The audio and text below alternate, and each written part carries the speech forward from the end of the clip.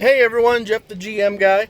Now you've noticed I've switched seats here for this video. The reason why is I want to go over these big old monster screens in the back, show you some of the capabilities of them. To be frank with you guys, I'm still discovering new stuff on these vehicles all the time. So if I miss something or if you have a question on something, get a hold of me. If I don't know the answer, I'm sure I'm looking into it and I'll find the answer for you. But I'm going to get started on these. These are new in the GMCs and the Chevrolets, the Yukons and the Tahoes. It'll be in the Suburbans and XLs as well. This is the entertainment package. You'll notice it's no longer called the DVD system or Blu-ray or anything like that because, quick look around, there are none. It's all streaming these days. Plug them in, USB drives, Fire Sticks, Rokus, all that kind of stuff.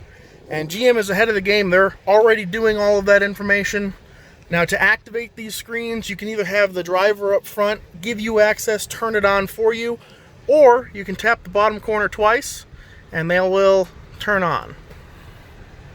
So you'll notice you got a lot of options up here, and I'll cover that one. That one's probably pretty questioning to you guys why there's navigation in the back seat, but I'll show you why in a second here.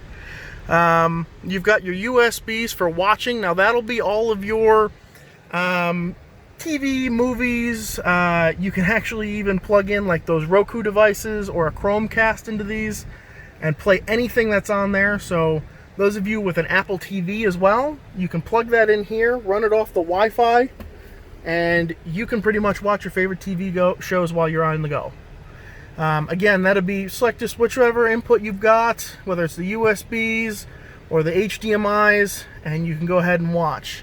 If you are able to load anything onto a USB drive, say you were on vacation and you got a bunch of great videos from that mountain you just finished hiking, you can actually plug that into the USB drive and watch those right on here with your own set of headphones, of course. The last one on here is Miracast. Now, those of you with Apple products, I'm sorry, I don't think there actually is a Miracast on the Apple Play Store. Or, sorry, Apple Store? Whichever it is, you can tell I don't have one. But for the Android users, there is an app called Miracast.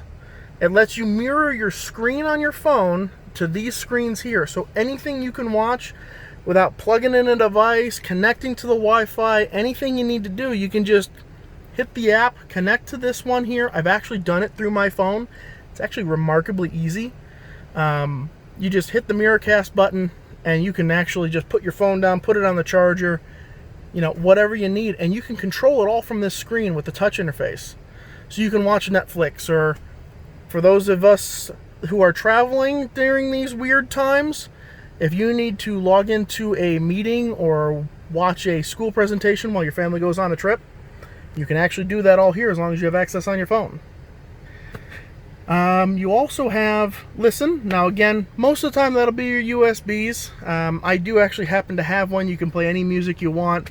You can load hundreds or thousands of albums onto a single drive and listen to whatever you need. I will go ahead and plug one in here. So just a little thumb drive. This one pops out, and I'm actually going to equip it up here in the center. So you see it just plugs in there. You can still close the lid. And you can see it's loaded everything on here. So now, if I go into USB music, let's see what's playing. There you go. And you can actually browse. So you can see all the music that's loaded on this drive. Let's say you're just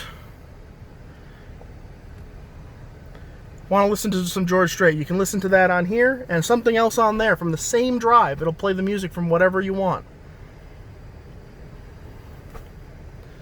You can see the recent ones you've done. If you've got any videos on there, you can go into the USB video. In fact, I haven't explored that one. See if there is anything. Nope, don't have anything on this one. Kind of thought so. So there's your connectivity. Now, the navigation in the back. And I'll try and break this one out for a separate video as well, because it is getting pretty long here. But you'll notice this is the same nav that you saw on the other one. And that's because it has all the same functionality, all the same connections. So you can kind of go around and browse. You can go and look for something. Let's say you wanted to stop and let's just use Get a Coffee.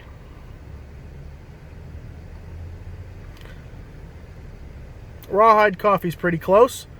Let's send that up there. You'll notice there's a suggestion with the choice to either accept or ignore it.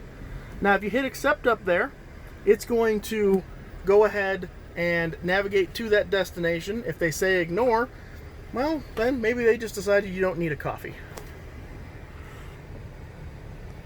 But you can go ahead and explore, do anything you need. You can send as many suggestions as you want. Now, just be careful. They can close you out if you get too annoying. But you can search, send destinations, look at where you're going. It shows you your path of a destination is already set. You can try and pick one that's on the way so it's not as inconvenient. Maybe they're more likely to say yes. Hint, hint. But again, you can do that on either one of these. You can control whatever you need. You can see that one activating now. Same options, same everything. Again, if you have any questions on these, I know a lot of this is new technology. Some of it can be a little bit daunting at times. Please feel free to get in touch with me. As usual, my number is 630-768-0850. Again, that is good for calls and texts. You can always stop by the showroom here in Cody. Ask for Jeff. I'd be more than happy to give you a hand with any questions you might have. And that number again is 630-768-0850. Thanks for watching, and get in touch with me if you have any questions. Thank you.